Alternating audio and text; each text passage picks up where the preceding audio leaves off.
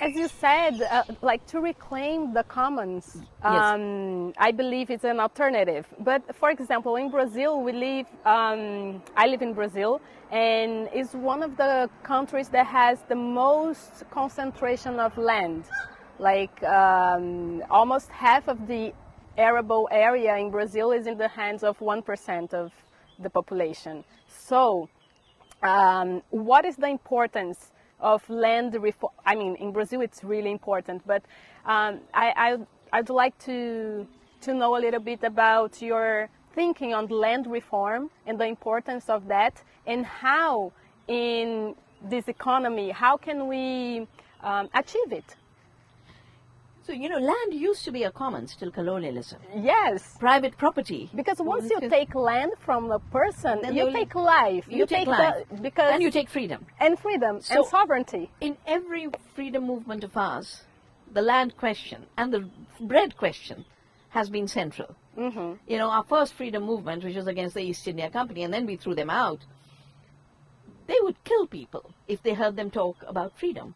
And they would hang people in trees like this, and to display to the others, if you want your land, that's what will happen to you. So you know what people started to do? They'd start sharing bread.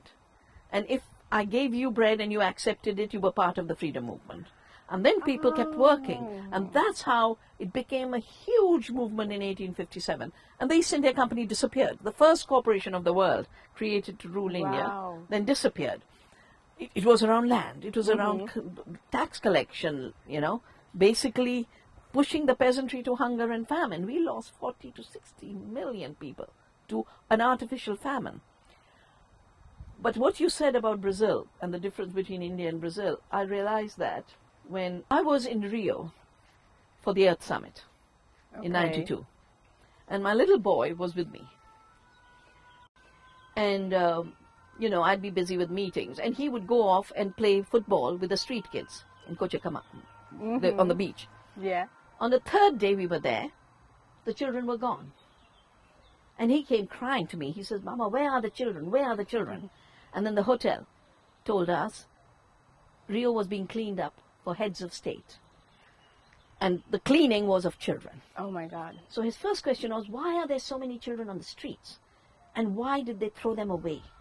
And when we came back to India, he wouldn't sleep that night. And he's standing in the balcony and he's saying, I want to hear the voices of people working.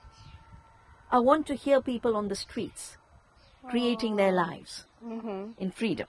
And I realized that the concentration of land that had taken place in Brazil had been resisted in India through movements. And the latest of these movements was a 14-year struggle by small farmers of India. By our laws, we can only have small farms. We don't have large land holdings, because after the British were thrown out, we reversed.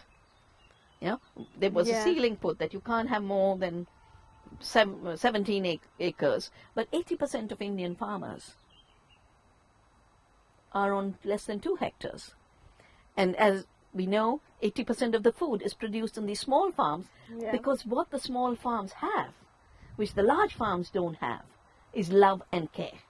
And that's the most important factor. And diversity. Diversity because of love and care. Yeah. Because when you grow diversity, you have to relate to that diversity with love.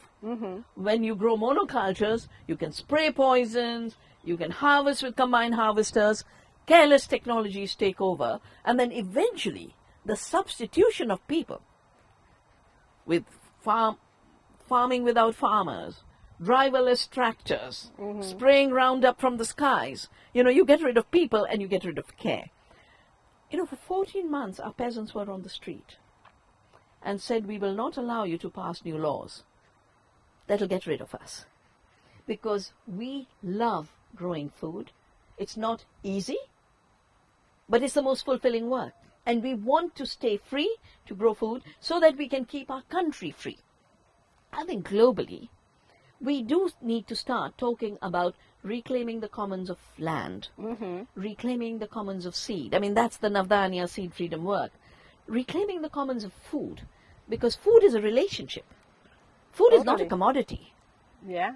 Food is our relationship with the soil. Food is our relationship with our gut. The food is our relationship with the pollinators. Here's a butterfly going around us, you know. It has contributed to our food. Invisibly under the soil are all kinds of organisms. So we need to start realizing that reality is relationship. These relationships, when maintained and strengthened through care, create a bigger economy. That's an ecological economy. There's more to share. Yeah? As Gandhi said, the earth has enough for everyone's needs, but not for a few people's greed.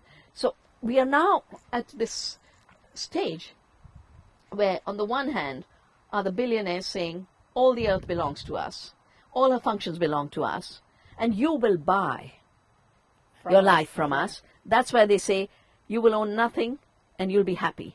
Because they expect to own everything and make us pay them rents for breathing, for drinking water, for eating food.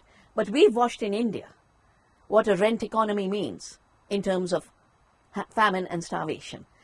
No, life is not something that the billionaires create. Therefore, their ownership over life falls from the first step. And our movements everywhere, from the past through colonial fights to today, are movements of working with life to grow life and not allowing it to privatize, monopolized, financialized. And I think these movements, if they connect together, we are a very big movement. It's just that we are separate. The peasant movement is separate, the health movement is separate, the consumer movement is separate, the climate movement is separate, the biodiversity movement is separate, but they are all about life.